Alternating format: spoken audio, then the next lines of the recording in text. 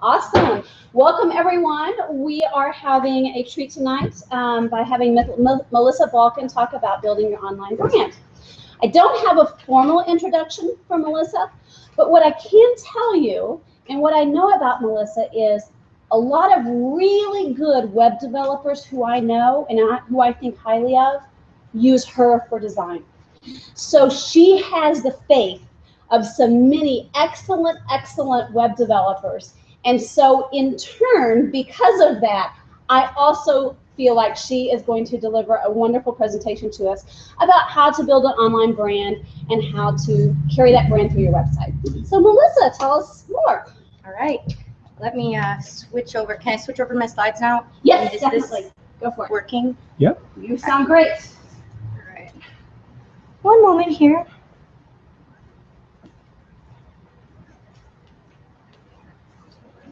All right. So this talk is called Building a Meaningful Brand Online. Let's see if I can get my little clicker working here. Oh, I guess I got to plug it in. That would help. There, now we should be working. Okay, so like Carol said, I'm Melissa Vulcan. I run a studio called Strong Design Studios. It's tiny, it's me, and a handful of contractors as needed for development, copy work, IT kind of stuff. I keep it that way intentionally because I like to work directly with my customers and I like to work directly with owners if I can. And by being such a small company, it enables me to work with smaller companies and not have to have these massive clients where I can't access the owners and the vision casters. So we do primarily brand design work and then a lot of website design work. And most of our websites are custom because of the brand design work. We like to really build something out that fits and builds on the brand. So what I'm going to talk to you tonight about, is about branding. So this is not necessarily going to be a things to do on your website. It's more of like an overview of branding and the process that I go through when I build a brand. And I'm hoping that, teaching that to you guys will just help give you some ammunition when you start helping your clients build your sites, that you can kind of be thinking through some of this stuff with them to help them build sites that are really on brand with their organization. So to start off, everyone knows, right? A brand is not a logo. I can't tell you how many clients I have that come to me and they're like, I have branding. I'm like, okay. They're like, we have a logo. We have colors. Like, that's great. That's not a brand. Those are pieces of your brand. They're elements, but they are not the brand as a whole. Those are actually, in the process I'm going to show you tonight, those are like evidence of the tail end of the branding process, not necessarily the brand. So what is a brand? A brand is your audience's collective impression of you. It's not a tangible thing. It's what someone else thinks about you and kind of the collective experience that they have with your company and what's been influenced about their opinion of you. So branding is the process of influencing that opinion, the process of designing the experience associated with the organization. And I'm going to you'll notice I'm going to flip back and forth between you and your client because really you can apply this to yourself too. So lots of times I give this talk to small businesses, so I'm talking to you as you build your brand. So I'm used to talking like that. So yeah, branding is the ability to influence that impression, which is a super, super powerful thing once you're aware of it and start kind of realizing how to kind of harness it. So some examples of companies with really strong brands. Apple is obviously the example we all think of. Any experience you have with Apple is very similar and it's a super continuous experience. Every experience is sleek, whether it's the experience of opening a product or going to the website or going to the Apple store, although that's not always the sleekest, but they try compared to a lot of other stores. They're probably better than a lot of other stores. But very sleek, very forward thinking, very let's rethink the norm, and what should this experience, what should this product be, not necessarily just what has everyone else previously defined it as. So those are traits known to Apple, right?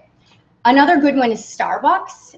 If you go to any Starbucks anywhere, you get the same feeling. They're not necessarily all cookie cutter exactly the same, but they all produce the same feeling. The baristas are all really nice. It's very warm and friendly. You kind of feel like, you're just an extension of your home. It's comfy and cozy and always warm and kind of this dim, warm lighting, right? And that's not a fluke, that's very intentional. Even like their branding, not their branding, their marketing messaging is often kind of warm and fuzzy. And even if you look at the visuals, like a lot of the visuals are kind of handmade and stuff like that, which just reinforces their overall image. Another one that I really didn't notice till I started putting this talk together the first time is Target. Target has an amazing brand, and what I didn't realize about Target is one of their biggest brand attributes is they're incredibly design focused. So now that I've said that out loud, like watch everything Target does, and it's very designy, like even down to some of like the product choices they make. So those are some examples of really well-known, really well-done brands. So why do you care about branding? Well, when your brand is really well-defined, that means people are going to think very highly of you. They're going to put you in a very specific niche in their brain. And when someone puts you in a specific niche in their brain, like when they need the thing that relates to that niche, they're willing to pay for it. They hold it in high regard. And so if you take the care to build a strong brand, it's going to make your company more valuable. It's going to make you be able to charge more for your service or product. So your website presents a huge opportunity to reinforce your brand image. In fact, a website is a perfect place to either make it or break it when it comes to your brand image. I'm sure you've been places where you've been to a store, or you've been to a restaurant. It's a great experience, and let's say restaurant. Menu matches, the service is great, the atmosphere is warm. Then you go to the website and you're like, well, this doesn't feel like anything that I just experienced, And if you experience that in reverse order, you could never even step foot in that restaurant because on the website, their brand image was kind of like broken. So I'm going to walk you through my overall process, but a few things I want to kind of say before I get started on that. So before you start working on your branding, you want to know who your audience is. I don't think of the audience as a piece of the branding because in theory, the brand is what you are. You want to kind of keep in mind who your audience is, but your audience may very well change with cultural shifts and market shifts, and your actual personality and what you stand for or as an organization might not. Your product might even change, but probably your brand should not change unless you just all of a sudden start taking a totally different kind of perspective on business, right? So I find it's really helpful to know who you're talking to. Even though you're not crafting this around them, you're crafting this around you, it's good to kind of understand where they're coming from. Some tips when you're doing this, which I can't remember if I have, nope, I don't have tips. But some tips when you're doing this is you want to be as specific as you can. And I actually think that's going to come up later too. So second thing to kind of keep in mind, it's incredibly important to be authentic. Every now and again, I meet with a client and they start telling me things that their brand is.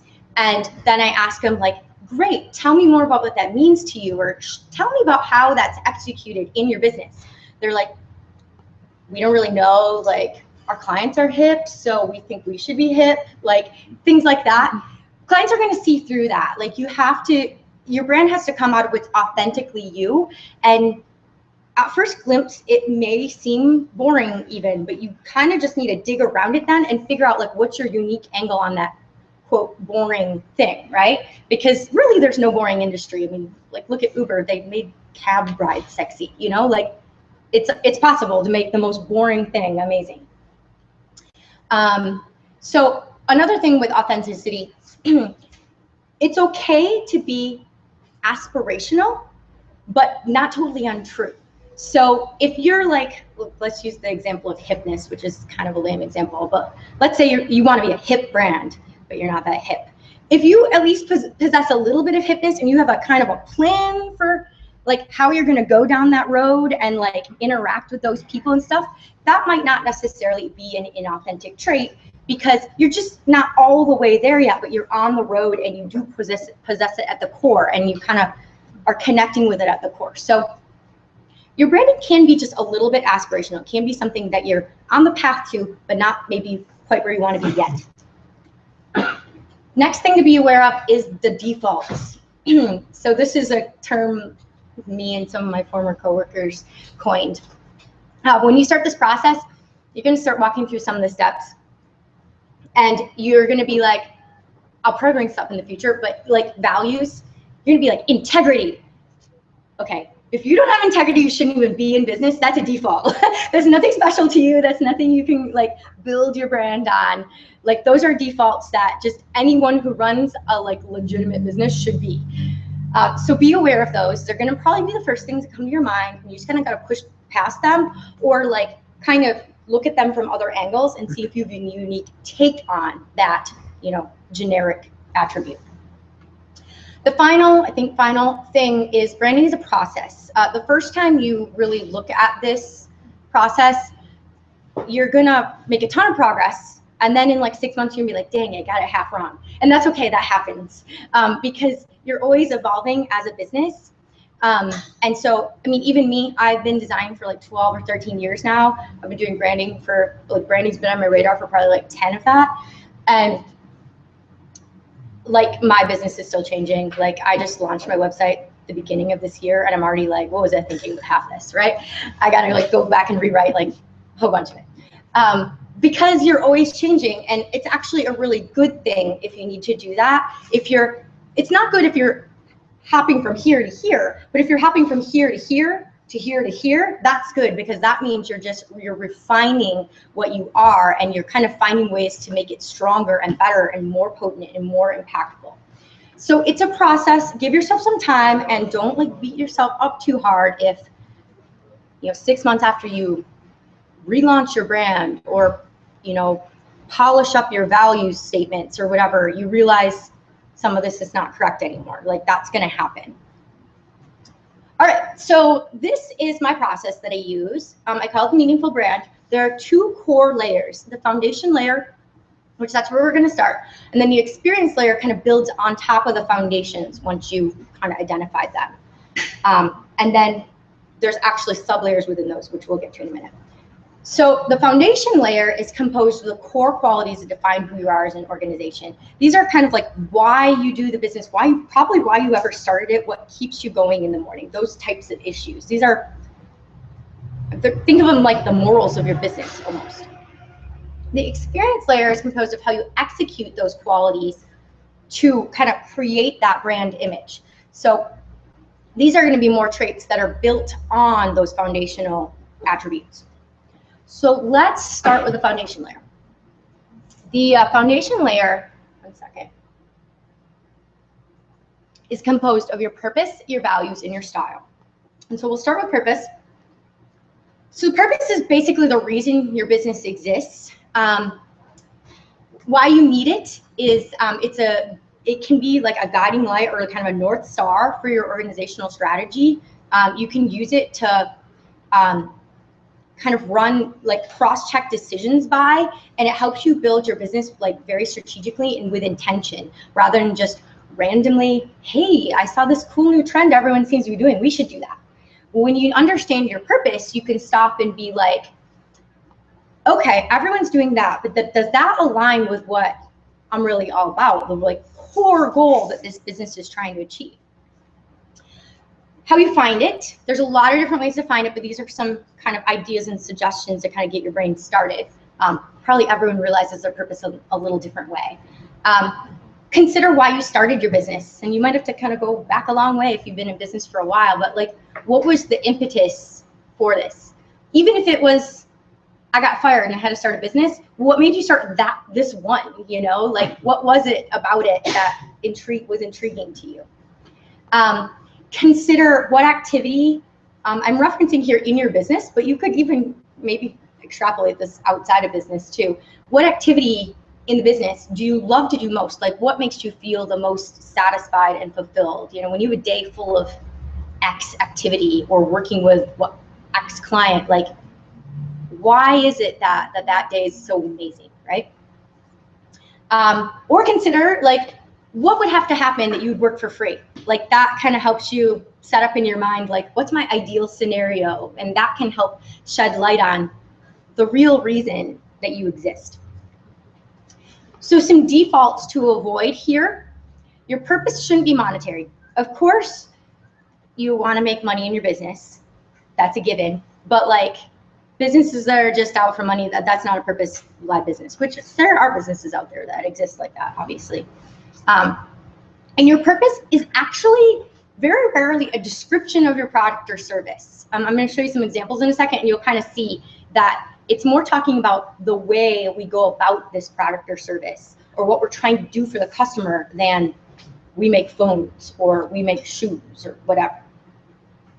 So some examples. Apple again. You're going to see Apple a lot in this presentation because they're pretty much like the king of branding. So their purpose is to challenge the status quo and delight users. And similar to what I was saying earlier and what you're going to see in further examples, everything they do, when you think about them, they're always challenging the status quo, right? They've rethought the retail experience. They've rethought a number of devices, a number of software programs, packaging, like they don't package like anyone else. They don't advertise like anyone else. They're always rethinking, like, what do we need out of this? What does our customer need out of this? And now how do we build that? Who cares if no one's done it like that before, right? And delight users. I mean, how many of you have a stash of Apple boxes in your closet? I do. I can't get rid of them because they're pretty and they just make me happy even though I do nothing with them. But that's a delight, right? Like, who values their boxes except Apple boxes? So Google's another wonderful example. Their purpose, you've probably heard it before, is to organize the world's information. And when you think about Google, think about everything they do, it all comes back to that organizing of information. You know, Gmail organizes your email information. You know, Drive and Docs and Sheets and whatever organize your data and your content. Obviously, the search engine organizes literally the internet. All kinds of things. I don't really know how the self-driving car fits in yet, or Google Glass, but well, I guess Google Glass, you're kind of organizing your daily experience of the world. But when you think about their product offering, it all fits into this bucket. But nowhere in here does it say to make a search engine, right? Coca-Cola, their purpose, I forget where I found this, is to refresh the world and inspire moments of optimism and happiness. I'm sorry, I don't buy that. Well, if you think about their advertising, they don't, like, if you think about their commercials, like, think about the Buy the World a Coke, right? That's not about, like, our soda is the best tasting and the lowest calorie. It's about this idea of happiness, and like, when you have a Coke in your hand, you're gonna have a wonderful time, you know, like, you're gonna make great memories. Which, how many people have like went overseas and you buy the Coke overseas just to see how Coke in Spain tastes? I totally did it. Or when you go to Mexico, you're like, I need Mexican Coke, because you start associating it with experiences. Last one, Starbucks. I kind of referenced this in the last example. Their purpose is to create a third place between work and home, which they do a wonderful job at. Like, how many people, you know, when you got all your kids at home and they're making crazy mess and noise and you've got to get this work thing done, you're like, honey, I'm going to go just sit at the coffee shop for 2 hours and I'll be back, right? This is the place you go when you can't go to work and home's not working for you right now, right? I think it's really cool. They, I think it was like a year or two ago, they talked about launching the alcoholic beverages, which I think they're rolling that out slowly. But I think that's interesting because it's kind of, it fits in with this. So it'll be interesting to see what happens with it. So that's purpose.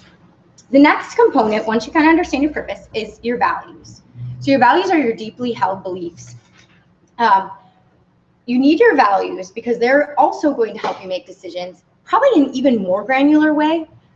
Like, if you value inclusion, like, that's going to help you know how to handle that HR issue where, you know, these two people just keep going out for lunch every day and never invite anybody else, or something like that, you know? They're going to help you determine your client and staff fit, whether or not people share these with you. And it's also going to like kind of self-filter.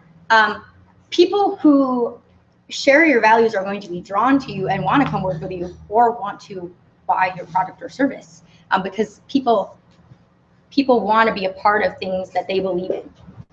Yeah, that's the third one. Forgot to have that as the third bullet. So how do you find them? Similar to purpose, consider, you know, what clients, what projects do you love and why is that? You know, you might realize this client, they treat me like this, or they value this thing that I do, and that might kind of unfold a value for you. Or conversely, what clients or projects you hate and why is that? That can actually be really informative, and I'm going to tell a very personal example in a few minutes of that, which kind of revealed a major value for me. And these should generally complete the statement, we value or we believe. I've recently had a couple clients who are getting like style attributes confused with values, and so I tell them, like, would you make a decision based on this? A value is something that would affect your decisions and how you build your business and decide what clients to take and what products to build and things like that. So defaults, similar to what I mentioned earlier, certain criteria are expected of a business. Integrity, professionalism, trustworthiness. Like, if you don't have those, you probably shouldn't even be running a business. So those aren't unique things you can capitalize on. They're great to be, but you need to figure out what's really unique about you to build a really memorable brand. And then I like to consider, would anyone want to be the opposite of this? You're not always going to find ones that have the opposite, but the ones that are the most unique are ones that there's probably someone out there that believes the polar opposite thing as you. Like I was saying, I believe in custom design work, so most of my websites are custom. But there's probably tons of you sitting here who like love templates and like see all the beauty in templates, and that's okay. We just do different things. We're for different audiences. But the fact that I value that custom work so highly, and whomever of you value the templated work so highly, like those are very defining things for us, right? So those would play into our core values as businesses. So some examples here. Zappos, they have a whole bunch of their values listed on their website, but one of the ones that I read a story about, which you may have heard, is delivering wow through service. So there's this story about Zappos that, you know, they're known for their great customer service, and there's a story about a customer who called in the customer service line with some sort of problem with their order, and it must have been taking a little while to work through. And the customer mentioned something about, it must have been close to dinner. They were like, I'm getting really hungry, or yeah, I'm waiting to go out to dinner. They said something like that. And the service operator ordered them a pizza to be delivered to their house. Like, wasn't like, hey, can I order you pizza? He just did it, and the pizza just arrived. That is living a value. You know, like only when you know that's your value can you know you have license from your boss to just go expense a pizza for a random customer across the nation, you know?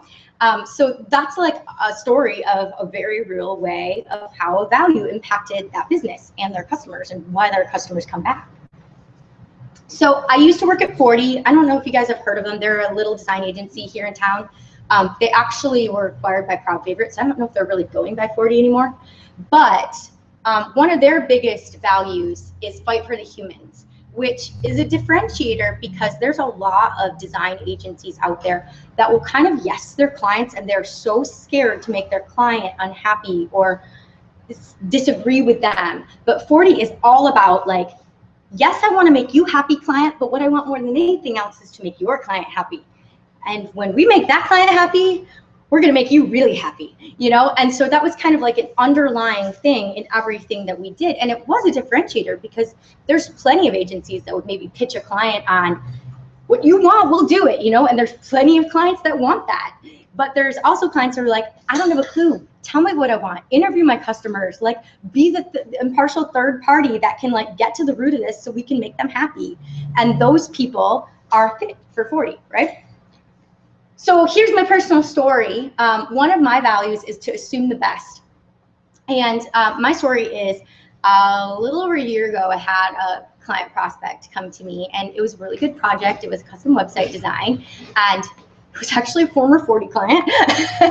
And they had come to me, they wanted a website, it was a good budget, it was a good timeline, it was basically a one-person company, which I love to work with one-person companies because then you don't have to monitor all these opinions. So I was just gonna work right with the CEO, it was gonna be great, got him the estimate, he was cool with it, we were gonna get started, and I had to take off work for like a week, and when I came back, I had this email in my inbox, like, what's the smallest scope you can do? I don't feel good about giving you 50% down, like all these nervous Nelly questions. And, you know, I kind of like talked to him a little bit, but it became evident that he didn't trust me, and he had been burned by a designer before. So it kind of made sense. And I kind of flat out said to him, like, I need you to trust me. If you can't, maybe we need to wait, or we need to talk a little bit longer, but I can't work like this. And that scenario made me realize I can't go into a relationship where I'm negative and I'm working my way up. I need to go in at 0, you know, like we haven't wowed yet, we haven't failed yet. You haven't wowed yet, client, you haven't failed yet. You know, like, let's go in at ground 0. And so that, I was working on my values at the time, and that actually, I was like, oh my gosh, that is so of value, because I can't stand working when I'm always being second guessed. So yeah, but if you think of like, some of my competitors would be fine with that. Some might even like really get like excited about that. They're like, I'm gonna prove you wrong, client, you know, like, but I can't work like that. Like, I don't want to spend my time trying to prove you wrong. I just want to spend my time making the best thing, right? And not trying to prove myself to you. So personal story for you. So the third element of the foundations is your style. This is your unique personality or character. It's going to be heavily leveraged through the experience layer, which we're going to get to next. All the other things will be too, but this style comes into play a lot in the experience layer. So why you need it? So your unique style is going to help differentiate your organization. It's it's going to help people kind of like know who you are at a glance. It's funny, my mom sent me a text today about some shoes, and I'm like, wait, are you in DSW? And she's like, yeah, how'd you know that? I'm like, I recognize the carpet. Like how weird is that? Like I'd been in there enough and I'd experienced it enough that like somehow the carpet like resonated with me. Like it wasn't even that unique either. So just designer brain. So customers are drawn to style they value. I mean, there's probably a million people that own Apple devices purely because like they like Apple devices. Like it's taking all my willpower to not buy a new MacBook that's gold just because I want a gold computer, but this one works just fine.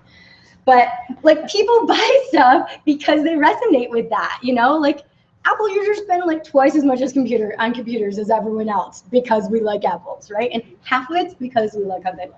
And they or last the 4 box. times as long. What'd you say? And they last 4 times as long. That's true, very true. And your style can become an icon to your company. So it's definitely very important. So how do you find it?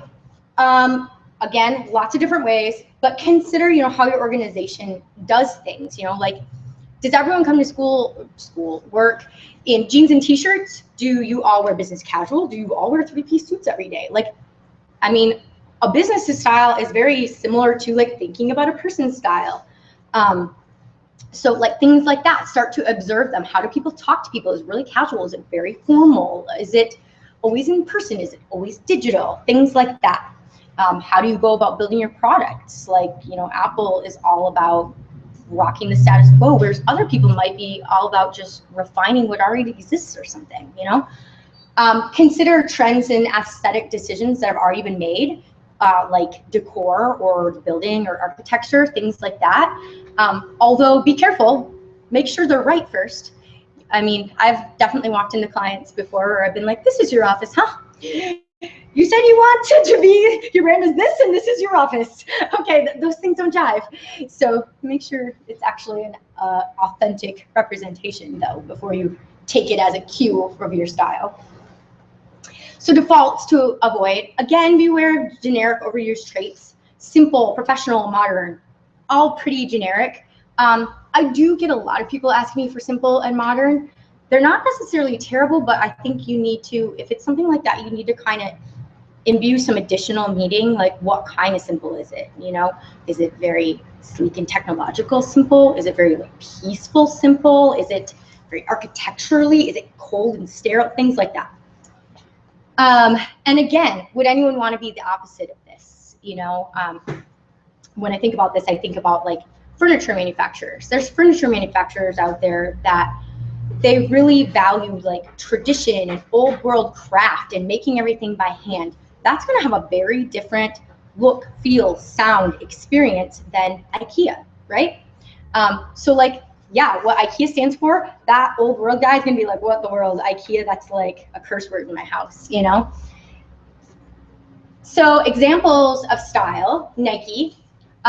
When you look at Nike, everything they do, extremely motivating, competitive, super aggressive, very bold. They don't back down. Here's a good example of that. You know, bright colors, the high contrast black. They don't need no paragraph explaining what they do. One headline's enough. That's bold, you know. T-Mobile, this is kind of, maybe this strikes you as a weird example, but when I started prepping this talk, like I noticed that they have a very, very unique style. It's very rebellious, edgy, bold, unexpected. Like you can tell their brand is like sticking it to the man, you know, the other cell companies, man, you know? And they do that through like pink and black. What mobile carriers colors are pink and black, you know? They use these scratchy hand-drawn, these like outraged people images. You know, you can even think about like certain promotions they run. Like they were the first one to pay your early termination fee. They were the first one to stream music for free. Like all those things are like right in line with like this bold, rebellious, edgy feel. Target, again, fresh, trendy, design focused. It manifests itself in the look and feel, but even like, I mean, this is a product decision. They're gonna carry like a low cut line of a high-end designer because they value design that much, right? So now that you have your foundations, we go to the experience layer. I promise I don't have as much to say about this one, so won't be so long. And this is made up of visual, verbal, and interaction components. And like I said previously, you're going to take what you learned in the purpose, values, and style foundational layer, and now you're going to find ways to manifest that through your visuals, through your verbal, through your interaction. So visual, obviously how your brand is experienced and translated visually. It can be your logo, like we talked about in the beginning, your colors, the typefaces you use, the way the typography is, not just the typefaces, but is it hand done? Is it like set really super huge and bold, or is it small? Or illustration style, iconography style, photography style, the kinds of patterns you use, tons of other things, signature UI pieces, like things like that. Tons, all those things fall into our visual pieces that can be on brand or not so on brand. So consider Nike again. If their colors were navy blue and white with Times New Roman, this does not feel very bold and motivating like that does, right? It's a totally different feel if they had the visuals wrong there. This is a photo off Microsoft's website, I think, which contrasts this with Apple's photography. Very, very different style, you know, like this is it's a beautiful image, but it's a much more cluttered, it's a much more, you know, like journalistic image, where this is more, you know, this is Apple's laboratory, like, you know, precision. Verbal is how your brand experience is translated through words. This can be through like your voice or your point of view on a subject, or, you know, whatever you're talking about, the tone that you use, the structure of your words, the length of your statements. Actually, as I was just standing here, I was thinking about Groupat. You know, they're known for their copy, and it just kind of rambles kind of pointlessly. Like it's not really offering you anything, but like that's a length choice that they just want to be fun and just ramble for a while, you know, and just make you laugh. So again, Nike would not be the same if that was their tagline versus that being their tagline, right? There's nothing really very potent about that. That sounds more like it's like a kid's company. Apple you know, this is probably a slogan that like Android would use, you know, like thousands of apps to choose from, but Apple doesn't market like that. They market to how can they empower you to be more powerful than you think, you know, how can they just change the way you live your life, not necessarily give you all these apps. That's a strategic decision in how they want their brand positioned. Finally, we've got the interaction layer, and this is how it's your brand's experience through your actions. This can be through interaction, like web interactions, personal interactions, service design, retail experiences, packaging design, your actual products you choose to produce and sell, or even the design of your processes. Apple is a wonderful example again of this with their rethinking of their Apple stores and kind of the Genius Bar, and not really no one else does that. I haven't been in a Microsoft store, but they started it at least. If Microsoft does it now, they started it. Airbnb, like when you even look at their confirmation emails, they're super, super helpful. And Airbnb is all about creating that experience and that memory and kind of forging bonds with new places. And they kind of help kick that off even with just like their confirmation email of like, hey, here's everything you need. Here's how to get there. Here's the house rules. Here's a picture of the person who owns the place you're staying at. So, hey, you'll recognize the space when you get there. Like those are all very, very helpful, warm, welcoming things, right? So those pieces combined form the meaningful brand. But I'm not done yet. I have a couple kind of lessons I've learned along the way, which might overlap maybe a little bit with the precursor thoughts. So before you start, gain some insights from your customers and staff. Ultimately, I have always found a brand vision has to come from the tippy top, like the CEO, because whether or not they, you know, have to approve all the marketing or whatnot, somehow their behavior is going to influence the brand. So it's really important to be working with them, but that doesn't mean customer and staff insights are meaningless. Customer and staff, they're like feet on the ground, right? Sometimes they know stuff that you don't let, like the CEO doesn't know because the CEO is kind of like hidden from it and no one's told them this. And sometimes those are wonderful things, like reasons your customers use you that you had no idea that they even love that thing so much about you.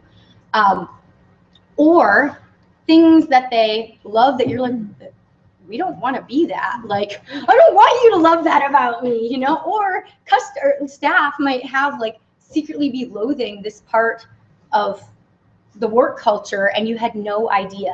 And so you might realize that what you thought your brand was and what it really is are not the same thing until you talk to your customers and your staff. So they're not necessarily the formulators of the brand vision. They can have a little bit of influence over it, but they're very, very helpful for insight on whether you're on track, off track, whether there's any little grains or rocks that are falling through the cracks that you can leverage and use.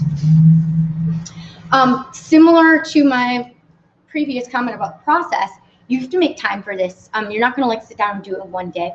I mean, you can try, but you're definitely gonna be iterating in 6 months if you try to do that. I would like give yourself at least a few weeks before you start to actually like do anything with the branding, whether it's hire a designer to redo your logo or your website or a writer to write your copy. Like give yourself a couple weeks just to like noodle on these concepts, because I have always found they don't really, the most legitimate ones don't really come up when you're like sitting there at your desk like, I have to think of my values. They come up, like my example with my client, when you're just like in real life and you're like, wait, I am at total conflict right now, and it's because I think this is a value of mine, you know? So you kind of have to give yourself some time to observe your world. And then again, your brand's gonna continue to evolve. Don't beat yourself up about it. The longer you're aware of your brand or your customer is aware of your brand, the more it's gonna be a refinement rather than a big shift. But in the very beginning, it might be kind of choppy. Like you might kind of get one iteration of the website out, and then the next year be like, wow, I like the logo, I like my core color, like 3 of my values are right, but like the rest has to go. You know, like your first iteration might be pretty rough. if I showed you, you can go to my website. There is a post about the history of my brand on there. It's ridiculously long, but you'll see where I started. It doesn't look anything like it looks today. And it's not about anything like it's about today. So and that's from someone who does this all day, every day. So don't beat yourself up and just kind of embrace that that's going to happen, and know that you're going to have to kind of keep making time for this, you know, like 6-month checkups or annual checkups. I find about this time every year, I do a little bit of a realignment, a little bit of a go through my website, see what needs to be tweaked, things like that. I practically rewrite my sales and onboarding process, I think, every single December, because I learned so much about my clients and like how I want to like teach them what I'm trying to teach them in a year, that I'm like, oh darn, I got to rewrite all this. And that's all branding, you know, like whether I set all those right expectations of my business from that very first email. So a few more resources if you want to learn more about this. There's a book called Start With Why by Simon Sinek. You've probably heard of it. This is great to read if you're having trouble finding that purpose. It's basically all about purpose and probably like purpose values kind of thing. It's really just about what motivates you and also your business. There's a book called Positioning for Professionals by Tim Williams that has the most ugly cover known to man, but it is probably hands down my favorite business book ever. And it talks about being for knowledge professionals, which we probably all are here. But really the concepts in it, I feel like, can be pretty much applied to anything, like anything of value, unless you're selling your product as a commodity. If you're trying to sell a product, or your client's trying to sell a product that's based on like producing true value for their customer, you can get good insight out of that book. And then the final one is, well, there's the final one, there's tons more, but the final one here is The Brand Gap by Marty Neumeyer. And this book is amazing. He's kind of the godfather of branding. But this book is a little bit older, so just if you read it, take it with a few grains of salt. Like there's somewhere in there, this book was probably written 10 or 12 years ago. And so like the internet wasn't like quite what the internet is now. And he's got like a suggestion that everyone's logo should be animated because of the internet. You don't need an animated logo. Trust me on that one.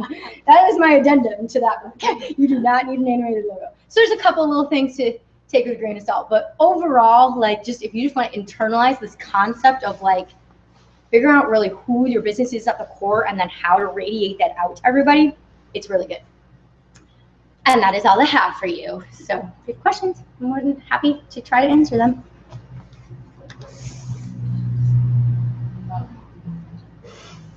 You told us the story about the client that started asking all the crazy questions. So what happened?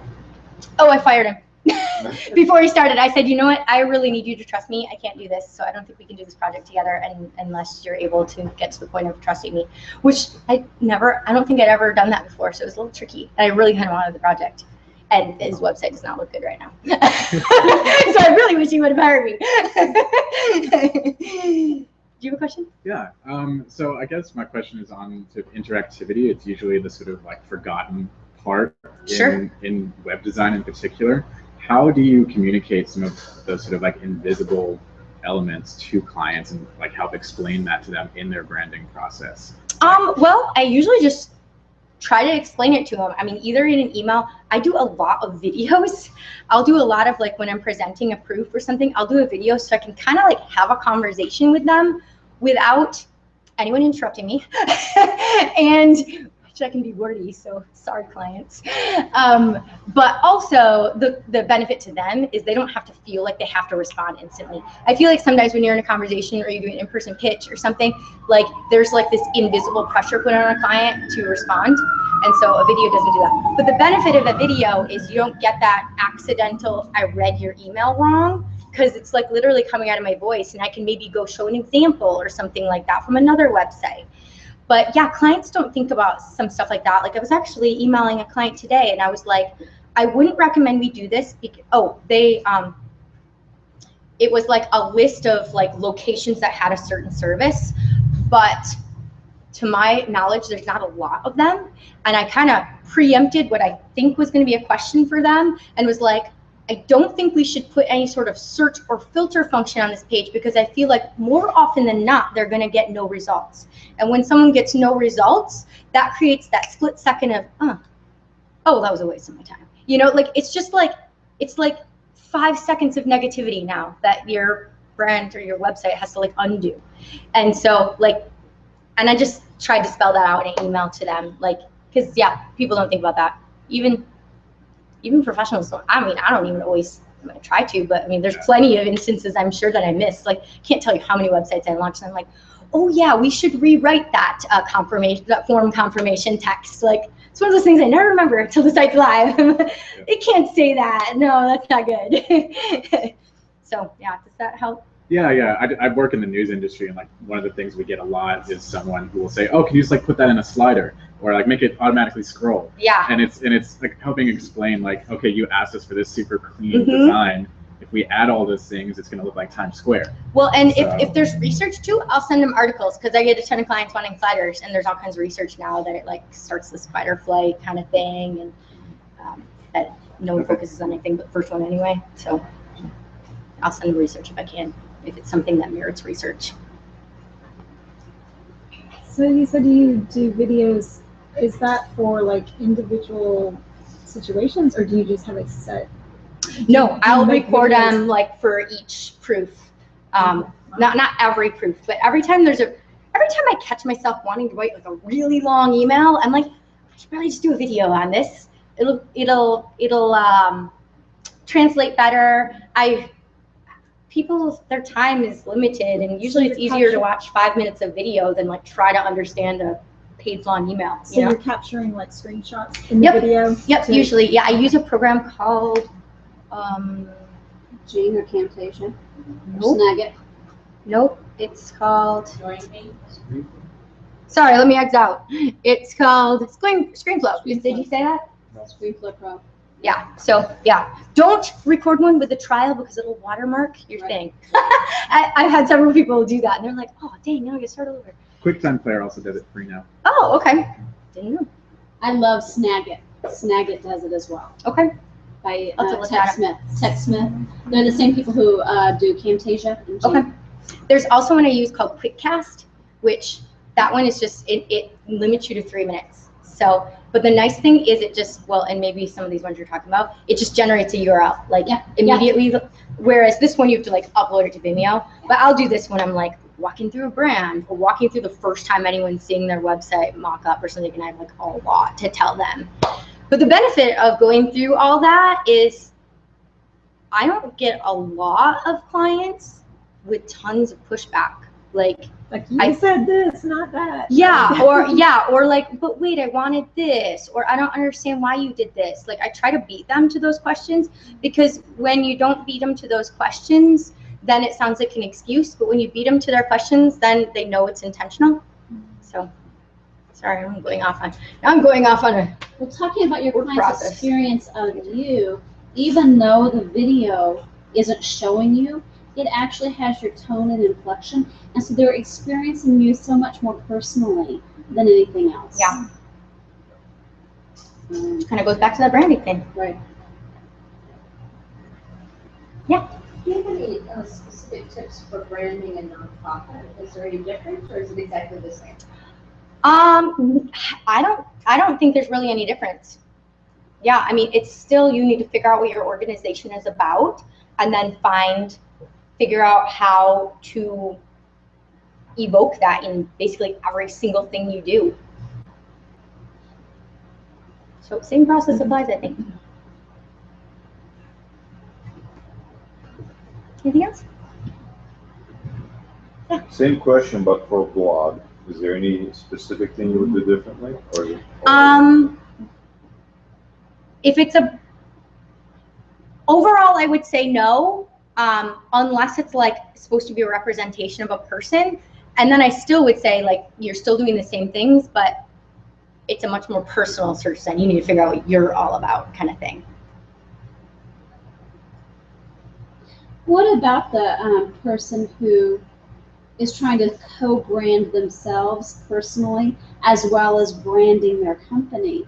Do those lines ever get blurred, and do you have to worry about that? I do think you have to worry about that, but I think with that, every situation's a little bit different because I think it matters how public the person is within the company. I mean, you've got companies that no one knows their CEO, and then you've got companies that every single person in the nation knows their CEO, you know? And so if every single person in the nation knows the CEO, well, he better be like acting in line with his company in his off time and in his personal site and his, you know, personal interactions, or it is going to reflect badly. I mean, if no one knows who you are, I mean, I wouldn't recommend being like totally polar opposite, but I mean, I don't think you have to like worry as much about aligning it so perfectly. So many people are going into personal branding now. Mm-hmm. Yeah, I've gotten to brand a couple people. Have you? It's been fun, yeah. Yeah, I got to brand, you know, Josh Steering. I got to do his stuff. No way! Yeah. Oh my gosh, I bet that was hilarious. Yeah, green everywhere. So speaking of colors, I was just curious why I love the red and white. Why did you choose red? Or So, do you have a reason? yeah. Well, first of all, red's basically always been my color, and so it's been so long that I feel like to change, I'll be losing more than I'd be gaining, no matter what I changed it to. But if you can't tell, like I'm a relatively like potent person, and I like to be able to be bold in my client relationships in terms of kind of say how I feel it in a tactful way. And I also like my clients to come to me for a design that is somewhat bold. Now, bold can be a lot of different ways. It can be boldly earthy. It can be boldly gentle and childlike. But like, I want people to come to me to like go balls to the wall with whatever they are. And so like, to me, the red is a super potent, like can't miss it color. And so it kind of reflects that idea of, I don't want to get halfway anything with you. I don't do very well with wishy-washy people. I like people that either know who they are or really want to know who they are. And once they figure it out, like be it all the way. And then actually I can't remember on which slides. There's some slides that has like a dark, like purple color, and that's supposed to be the warmth side of it because I try to kind of keep this dichotomy of this boldness without it feeling like brash and sterile. Like it's a boldness, but it's like a friendly, inviting, like your best friend that will always tell you the honest truth kind of feeling. And so that's where that color comes in. And then a lot of white, just because I'm all about like simplicity and clarity and trying to like boil everything down as much as we can and have as little extraneous stuff that we don't need as possible. So that's where that came from. Same with the typefaces. That's why there's one serif and one sans serif. It's the modern versus warm and like timeless feel. So, did you have someone help you with your brands, or did you? I did all the visual stuff, but I do have some friends that I go to when I'm stuck on like, I don't know how to say this thing about me. Like I have Kim Higdon has helped me in the past, like just almost to, like walk me through my own thoughts, kind of like I do for my clients. Like I don't tell them who they are. I just pull it out of them and then read between the lines and kind of give them a shove to like, embrace that. You should embrace that, you know, like don't be afraid, embrace that. So she kind of did that for me. And then Shayna Rosen too, like I always go to when I'm like, I'm debating this. Does this feel on par? Like, how would you word this? That's like in line with, she helps me a lot with stuff like that too. So yeah, and I think that's the benefit of hiring a designer is you get an impartial third party that can kind of help you get out of your head, you know? And so it's like, as a designer, I need people to help me get out of my own head sometimes too for my own stuff. So, yeah. Your presentation mentioned some already, but are there any other like common mistakes that people make that you've experienced over your years? Let's see.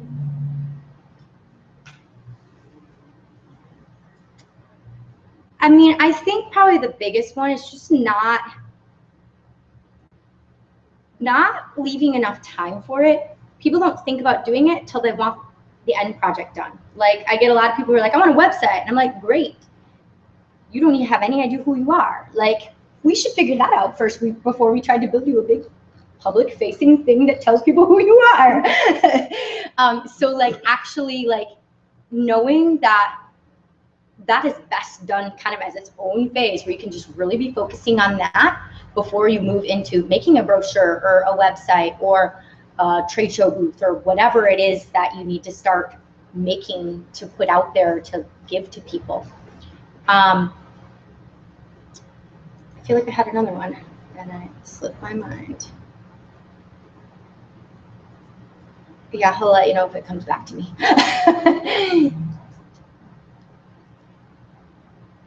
That's all right. Thank you.